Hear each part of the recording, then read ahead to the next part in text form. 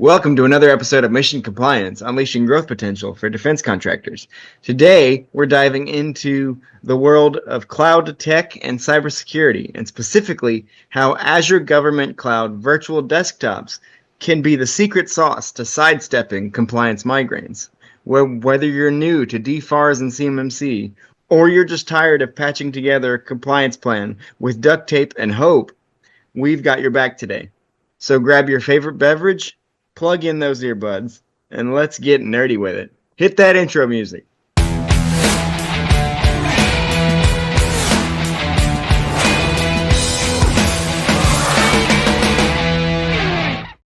We're joined once again today by Mike Frieder, President of On-Call Compliance Solutions and a CMMC Professional Assessor. Thanks for joining us, Mike. Hey, always a pleasure, Roman.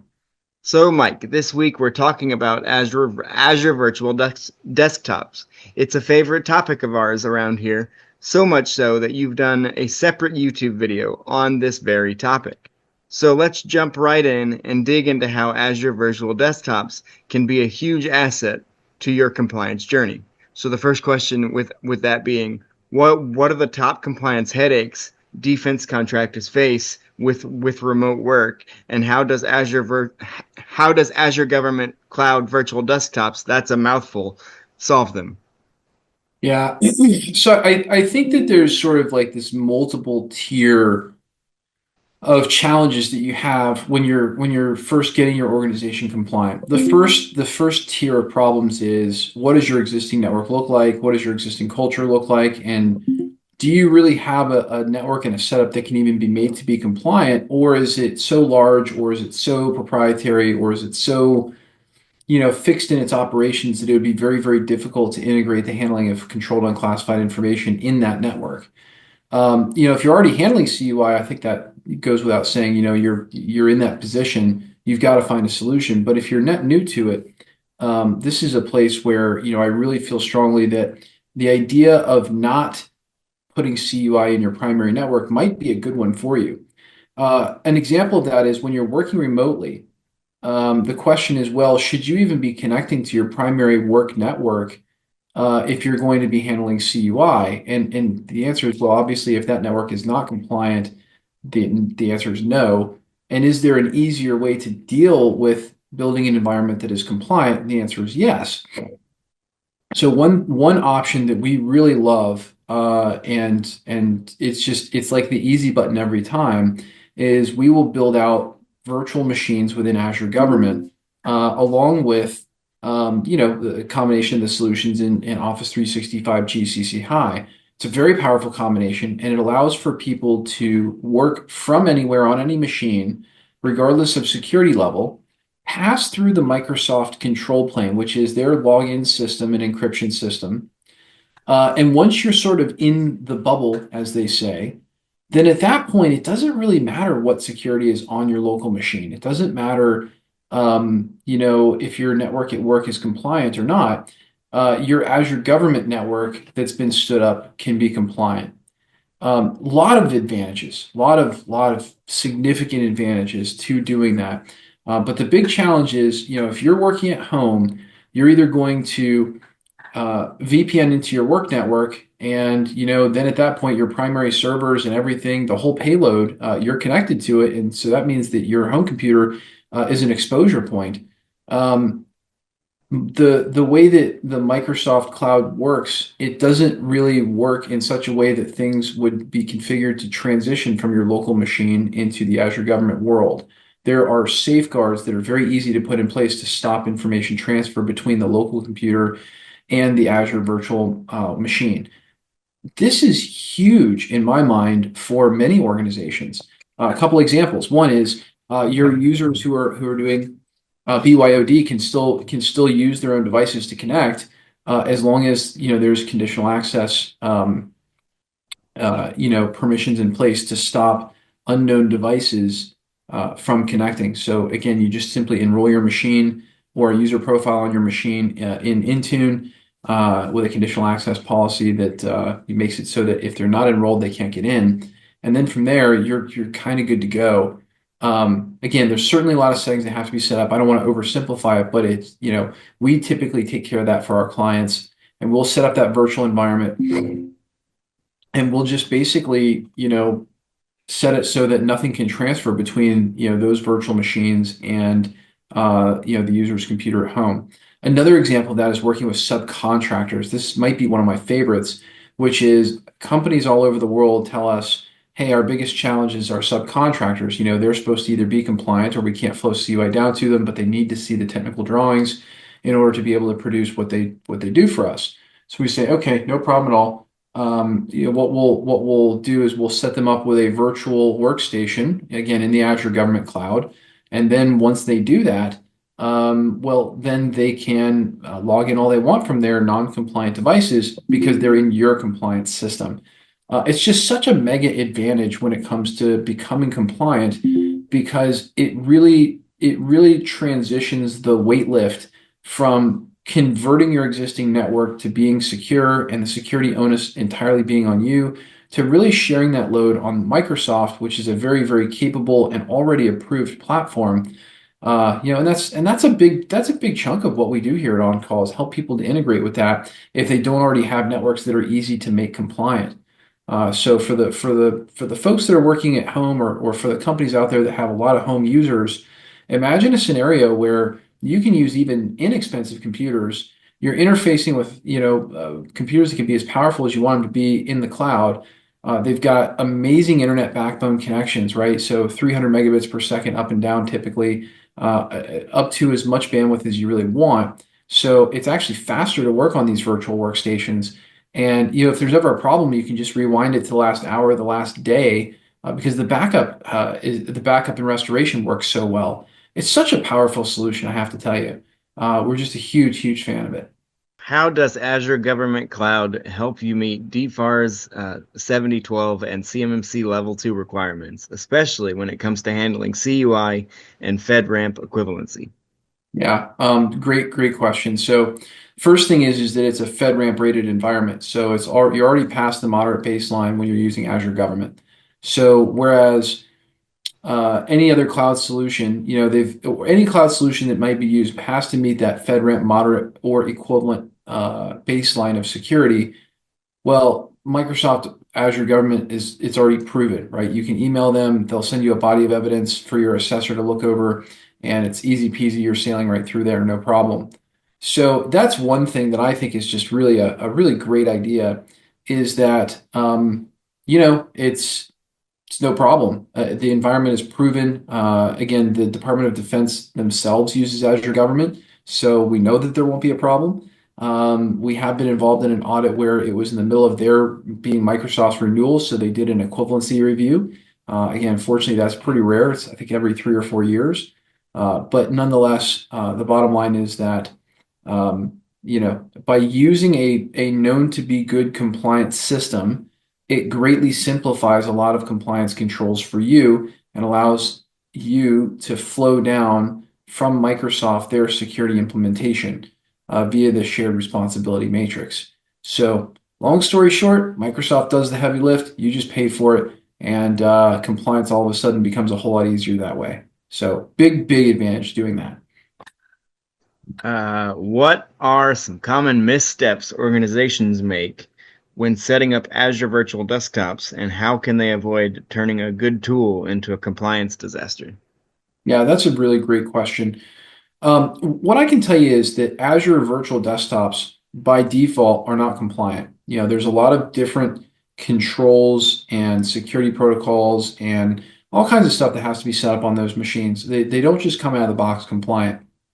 As a great example, you've got to make sure that depending upon how you want it to be set up, you configure things like printer sharing or file sharing or USB sharing between your local machine and that virtual workstation.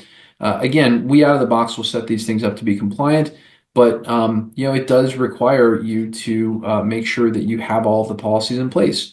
Another thing is conditional access. You want these machines to be enrolled in Intune so that you can put in place a conditional access policy saying that unless it's an enrolled recognized device, it's not allowed to enter this environment. Very, very powerful security control, really gets everything locked down as good as it can be. And it's a key to security. And so, again, there can be a pitfall with not understanding that that has to be the case. You can't just start standing up virtual machines and have people being a local administrator on those machines. That's a big no-no. Um, I think also there is some complexity there. The Azure government environment is a complex environment. It is an enterprise environment where it's basically a blank slate. And with it being a blank slate, you have to configure everything. So there's some security that comes out of the box default, but you've got to configure this whole thing to work in a NIST SP 800-171 compliant fashion. And then finally, I think you have to be really careful about what you connect to your virtual machine, right? So you don't want to connect a local on-premise non-secured network into your secured Azure government network without some real diligence as far as how things are going to flow and being able to diagram that out. I think it's very, very important to make sure your technical documentation is in place because if it is not in place, um, the reality is that an assessor is going to tear that apart and they're going to go, well, explain to me exactly how all this stuff flows and how are you stopping files from going from one place to another. And you can really get bogged down during an assessment by not having the documentation of it really, really tight. So I think there's a lot of pitfalls to it. I think, again, one of the things that I really, really like about Azure Virtual Desktops is just the way that it works from a security perspective. That Azure Virtual Desktop, when configured correctly, it's not even accessible or known that it exists unless you have passed through the Microsoft control plane and that resource, being the virtual desktop, is assigned to your user account. That's really, really good security, right? So imagine no hacker can touch it because it just simply doesn't exist to the outside world. And the only way to have it exist to the outside world is through a full authentication plus multi-factor authentication type login. Then you get to see the resources, then you get to sign into it. So I think the security is just super, super good on that, but that's not super straightforward to configure. It does definitely require some technical skill.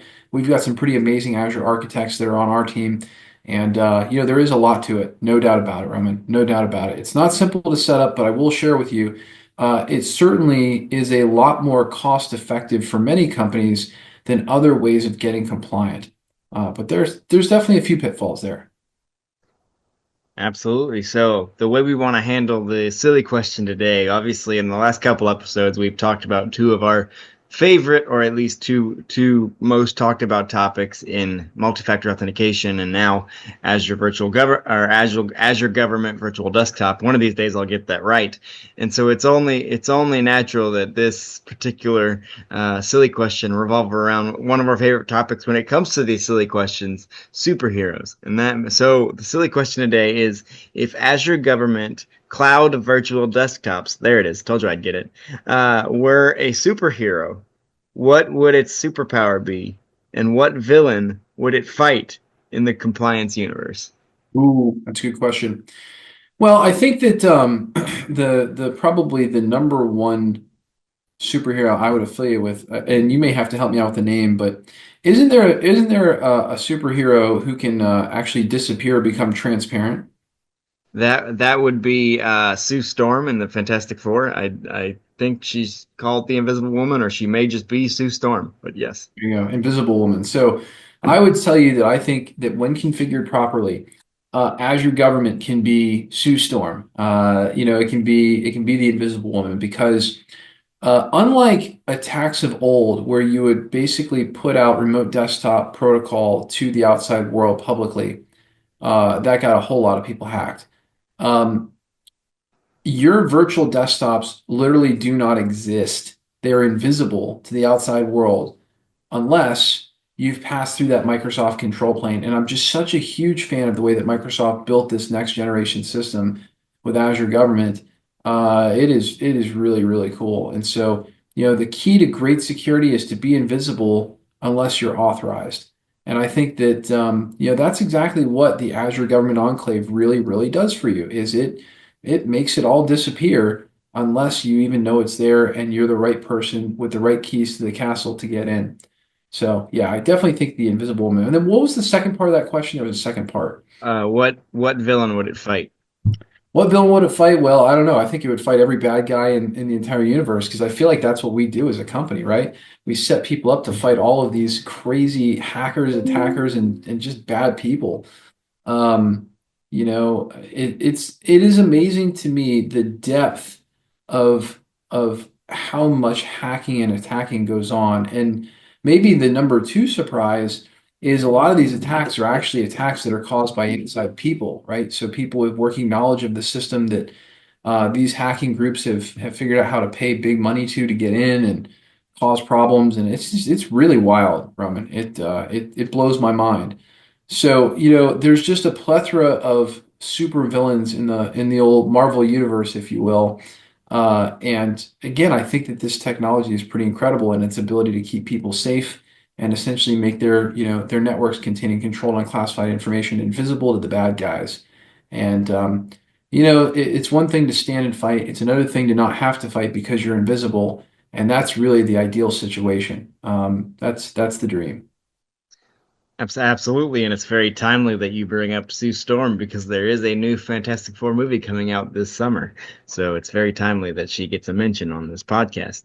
Do you need help spinning up a secure, compliant Azure environment or migrating to virtual desktops that make CMMC and DFARS easier to manage? That's exactly what our team at On-Call Compliance Solutions specializes in. Visit cmmccompliancesecrets.com. Let's make you your company's compliance hero without the tech headaches. And that wraps up another great episode of Mission Compliance. We hope our discussion today has provided you with valuable insights, practical strategies, and inspiration to navigate the ever-evolving world of defense. We'd like to thank Mike for joining us and talking about the very important topic, Azure Government Virtual Desktop, and I messed it up that time again. Thanks, Mike. Hey, always a pleasure, Roman. Always have fun on the podcast. But the conversation doesn't end here. We encourage you to continue exploring these topics and connect with us via our social media channels. Share your thoughts, ask questions, and engage with fellow listeners using the hashtag Mission Compliance Podcast. If they haven't already, what should they do, Mike? Well, sure, they should like, subscribe, and definitely tell a friend because we're always talking about cool stuff on the podcast. Always trying to keep you guys up to date about the latest information when it comes to DFARS, NIST, and CMMC. And you know what? Even having a little fun. Be sure to subscribe to Mission Compliance Podcast on your favorite podcast platform so you always know when new episodes like this one are released. And we'd really appreciate if you could take a moment to rate and review the show. Your feedback helps us to continue to bring you thought-provoking episodes and high-quality content. Join us next time as we delve further into the dynamic world of defense, security, and industry innovation. Until then, take care, stay informed, and make compliance your mission. See you next time. Thanks, everybody.